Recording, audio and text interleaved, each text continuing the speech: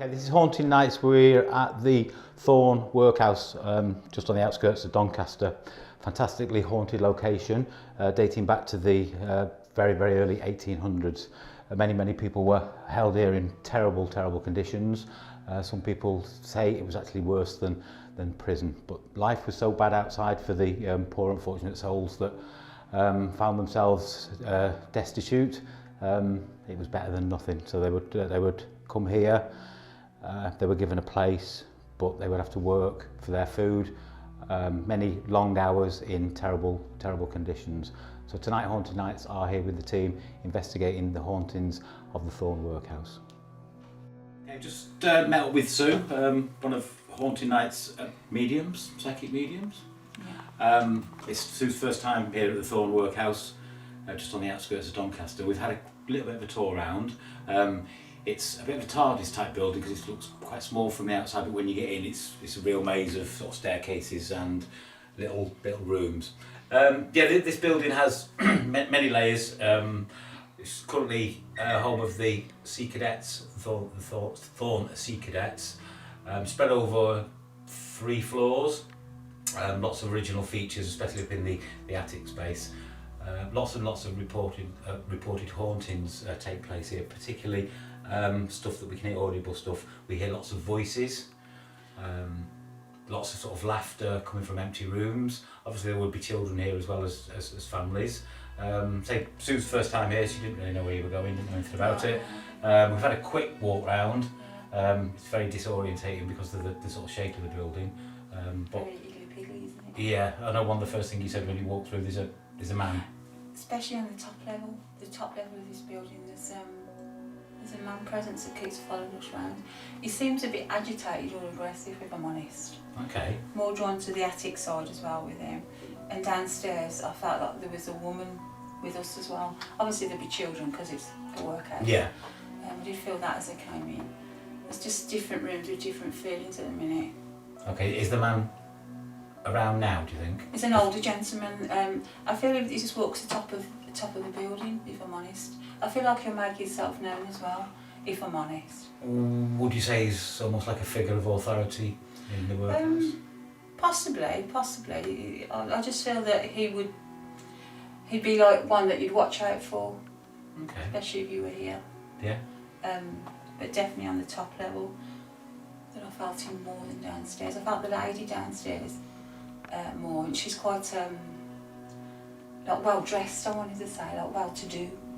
Yeah. That kind of. She was a bit more than the workhouse people, in other words. Okay. Obviously, he was aware of us if he was following us. Oh yeah, he's aware of us.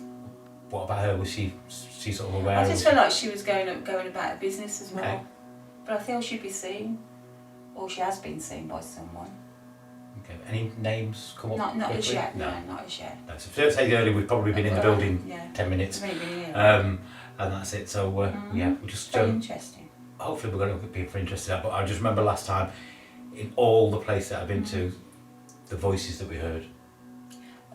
I feel like the man would, it likes to restrain people, restrain people as well.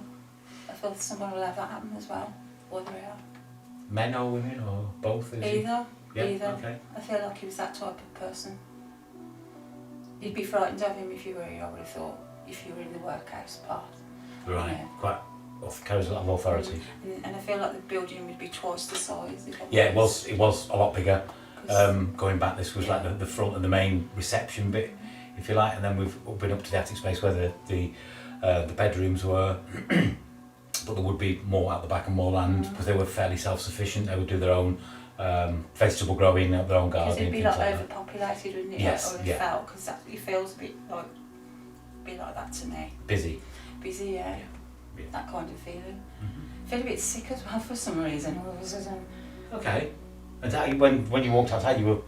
Yeah, I felt that my heart went up towards the attic part. I feel that's quite a place to go, really, for a few people on their own tonight, maybe. Okay. That'd be quite interesting. But there is a feeling of sadness, and I feel a bit sick, if I'm honest, in the building.